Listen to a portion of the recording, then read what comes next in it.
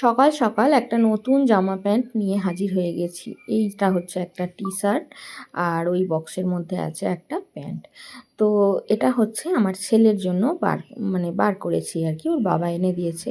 কারণ আজ হচ্ছে আমার ছেলের জন্মদিন। তো সেই কারণে বাবার সামর্থ্য অনুযায়ী দিয়েছে। দেখুন, যত কষ্টই হোক ছেলে মেয়েদেরকে তো একটু নতুন পোশাক জন্মদিনে দিতেই হয়। আমাদের নাই বা থাকুক, তাই না বলুন? তো সেই কারণে ওর বাবা এনে দিয়েছে, ছেলে আজকে এটাই পরবে। তবে এখন না, দুপুরে স্নান দান করে। আর এদিকে দেখুন, আমি রান্নাবান্না স্টার্ট করে দিয়েছি। এদিকে করছি হচ্ছে পায়েস। তো আজকে জন্মদিনে তো একটু পায়েস করতেই হবে। আর পায়েসটাই দেওয়া হয়, মেন হচ্ছে পায়েস জন্মদিনে আমাদের হিন্দু ঘরে। মানে সমস্ত শুভ কাজে পায়েস হচ্ছে অবশ্যই করতে হবে, তাই না? তো যাই হোক, পায়েসটা এদিকে করছি, এদিকে আলু ভাজা, পটল ভাজা, একটা তরকারি হবে, আমরা চাটনি করব। আর ছেলে আমার মাংস খেতে ভীষণ পছন্দ করে। তো সেই কারণে ওর বাবা আজকে একটু মাংস নিয়ে এসেছে, ওটাই রান্না করব। তবে এখনও সেটাকে ধুয়ে পরিষ্কার পরিচ্ছন্ন করা হয়নি।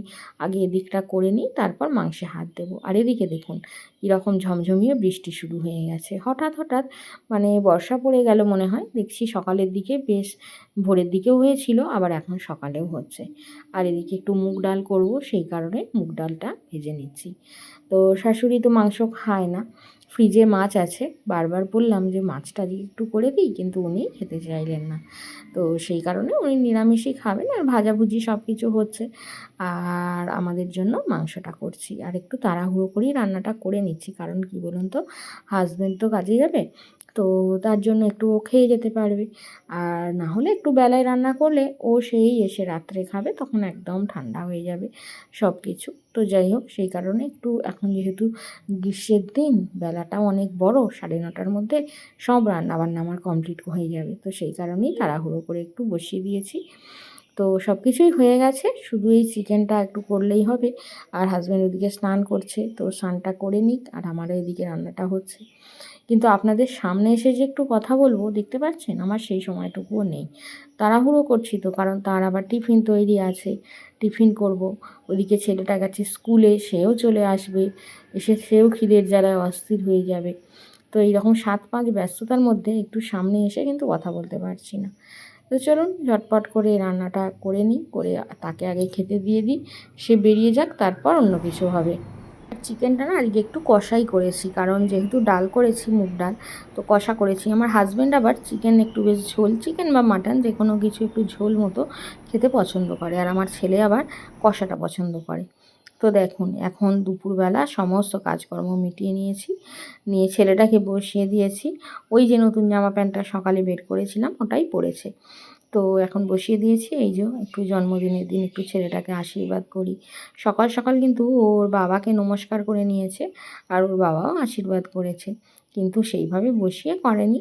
তো এখন আমি একটু দুপুরবেলা সাজিয়ে গুছিয়ে খেতে দিই, আর একটু আশীর্বাদ করি। এটা প্রত্যেক বছরই করি।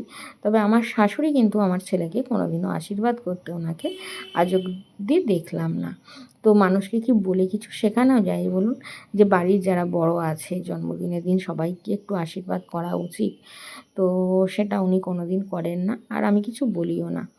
তো উনি দাঁড়িয়ে দাঁড়িয়ে দেখছেন, কিন্তু কোনো রকম কোনো আশীর্বাদ করেন না। তো যাই হোক, আজকে ধান দুর্বো দিয়ে একটু আশীর্বাদ করতে হয়, কিন্তু ধানটা না আমাদের নেই, আমাদের যেহেতু জমিতে চাষ নেই, ধান নেই। তবে হ্যাঁ, দশকর্মার দোকান থেকে কিনে আনলে হতো, তো সেটা আর আনা হয়নি। তো যাই হোক, একটু প্রদীপের তাপ দিয়ে আশীর্বাদ করে দিলাম, আর একটু চন্দনের ফোঁটা পরিয়ে দিলাম আজকে শুভ দিনে। আর এই রান্নাবান্না একটু আয়োজন সামান্য কিছু যেমন পেরেছি করেছি। তবে কোনো দিন সেরকমভাবে বড় করে ছেলের জন্মদিন আজ অবধি করা হয়নি।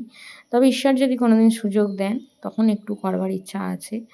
ছেলেটার একটু জন্মদিন একটু 5 জন মানুষকে বলে নিয়ে, আত্মীয়-স্বজনকে একটু বলে করবার ইচ্ছা আছে। তবে সেই দিনের অপেক্ষায় আছি, যেদিন ঈশ্বর দিন দেবেন নিশ্চয়ই হবে।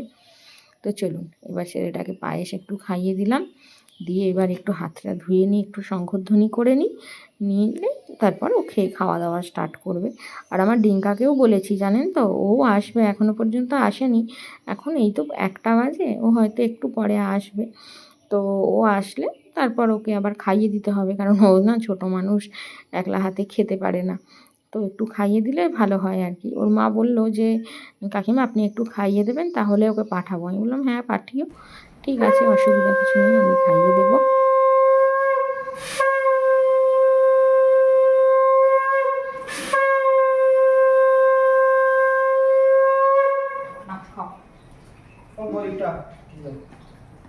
ওপরে ফেলি না খাও।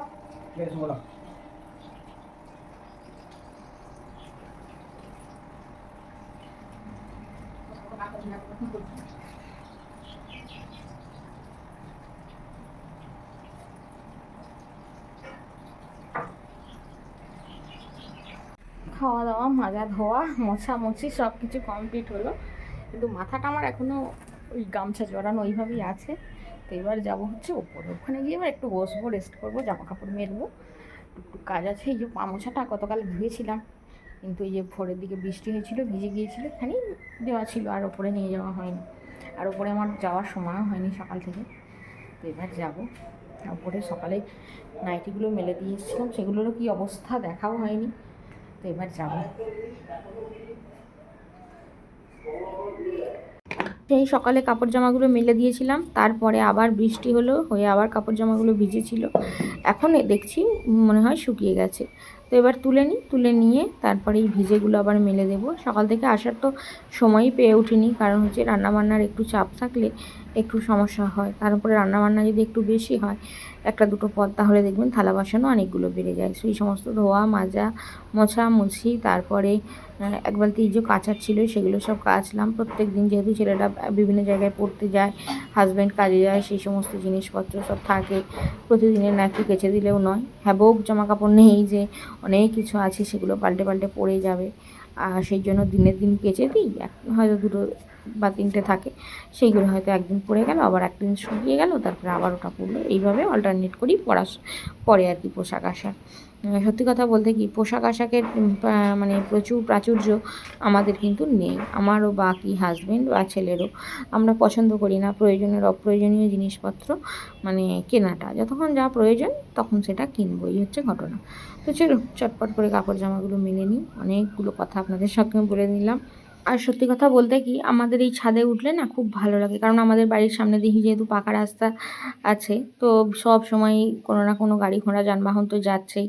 তো একটু মাঝে মাঝে কাজ করতে করতে এই দেখুন দাঁড়িয়ে পড়েছি, দাঁড়িয়ে দাঁড়িয়ে দেখছি যে গাড়ি যাচ্ছে। বড় গাড়িগুলো গেলে বেশ দেখতে ভালোই লাগে। আর আমাদের বাড়ির কাছাকাছি তো দুর্গাপুর হাইওয়ে এক্সপ্রেস, তো সেই কারণে আর কি এখান দিয়েও অনেক অনেক বড় বড় ট্রান্সপোর্ট গাড়ি যায়, যেগুলো হয়তো অনেক সময় রোড জ্যাম থাকলে এই ভিতর দিয়ে চলে যায়। তো কাপড় জামাগুলো মেলে দিয়ে একটু গাটা ধুয়ে নিলাম, কারণ অনেকগুলো থালা বাসন ছিল, সেই সমস্ত কিছু মাজা ধোয়া করে না মানে প্রচণ্ড গাটা যেন ঘামের মধ্যে একটা কেমন মানে কি বিড়বিড় ভাব করছিল। তো সেই কারণে গাটা ভালোভাবে ধুয়ে এসে একটু শরীরটা চেঞ্জ করে নাইটিটা পরে বসেছি। এরপর আসবে ডিঙ্কা পড়তে আসবে বিকেলের দিকে। ও এসেছিলো, একদিন নিমন্ত্রণ করেছিলাম, জানি তো আপনাদেরকে ক্যামেরা করে দেখানো হয়নি। মানে বাবুকে খেতে দিয়েছি, তারপরেই ওখানটা পরেই এলো। তারপরে আস্তে করে একটু পায়েস আর মিষ্টি আগে দিলাম, বললাম বাবু করে পায়েসটা খেয়ে নেয়, নাহলে আর পায়েস খেতে পারবে না, ভাত খাওয়া হয়ে গেলে আর খেতে পারবে না, বাচ্চা মানুষ কত খাবে, তাই না? তো যাই হোক, সেই কারণে ওকে পায়েস আর মিষ্টিটা দিয়ে দিয়েছিলাম, ও খেলো। খাওয়ার পর তারপর ভাত দিলাম, তারপরে টাকা খেতে পারে না, খাইয়ে দিলাম কিছুটা। আমি আবার বলছি বাবু পেট ভরেছে, বলছে কি যে খাওয়া বেশি হয়ে গেছে, আমার পেট ভরেও বেশি হয়ে গেছে। তো আবার দিয়ে আসলাম, দিয়ে এসে তারপরে মানে আমি ভাত খেলাম, তারপরে মোড়া ধোয়া করে কাপড় চোপড়গুলো মেলে দিয়ে তারপরে গাটা ধুয়ে এসে একটু বসে রেস্ট করি। তারপরে ও আবার আসবে বিকেলে দিকে করতে। আর আজকে বাবুর জন্মদিন আমার ছেলে, তো আপনারা একটু সবাই মিলে ওকে আশীর্বাদ করবেন, যাতে ও সারা জীবন মানে সুস্থ থাকে, ভালো থাকে, আর একটা লক্ষ্য নিয়ে রয়েছে, সেই লক্ষ্যে যেন পৌঁছাতে পারে, এই আমার চাওয়া। আর তো কিছু চাওয়ালো, আর ওর শরীরটা যেন ভালো থাকে, সুস্থ থাকে, ওর দীর্ঘ জীবন কামনা করে, এটাই হচ্ছে আমার মানুষের চাওয়া, তাই না? তো চলুন এবার একটু বসি। আর আজকে এই শুভ দিনে বারবার আমার বাবার কথা মনে পড়ছে, কারণ গত বছর বাবা এসেছিলেন আমার ছেলের জন্মদিনে। তো বাবাকে মাকে দুজনকে আসতে বলেছিলাম, কিন্তু বাবা শুধু এসেছিলেন, মা আসে। তো সেই কথাটা বারবার মনে পড়ছে। দেখুন, বাবা মায়েরা আমাদের যদি শরীর মানে আমাদের কাছ থেকে ছেড়ে চলেও যান, কিন্তু আমাদের অন্তরে থেকে যান তারা, তাই না? তো যেদিন আমার বাবু হয়েছিল, তো সেই দিনের কথা মনে পড়ে। আর একটা কথা আছে যে মা ছাড়া মা হওয়া কিন্তু সম্ভব নয়, এটা কিন্তু একদম সত্যি কথা। কারণ আমার বাবু যেদিন থেকে আমার গর্ভে এসেছে সেই দিন থেকে, আর যেদিন আমি জানতে পেরেছি সেই দিন থেকে আর আমার বাবু হওয়ার পর 5 মাস আমার বাবার বাড়িতে ছিলাম আমি, মানে পুরো 1-1.5 বছর আমি বাবার বাড়িতে ছিলাম।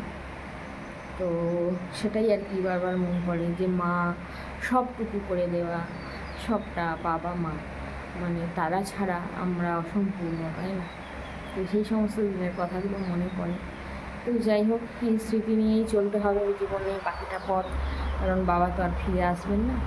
যতই তাকে বিশ্বভুবন ঘুরে ফেললেও খুঁজে ফেললেও তাকে আর পাওয়া যাবে না। তো যতদিন বাবা মায়েরা থাকেন সশরীরে, মানে তাদেরকে একটু ভালোবাসবার চেষ্টা করবেন। তারা অনেক কিছু চায় না, সামান্য অল্প পাওয়াতেই তারা খুশি হয়, এই হচ্ছে ব্যাপার। তো যাই হোক, বলতে বলতে আমার চোখে জল এসে যাচ্ছে।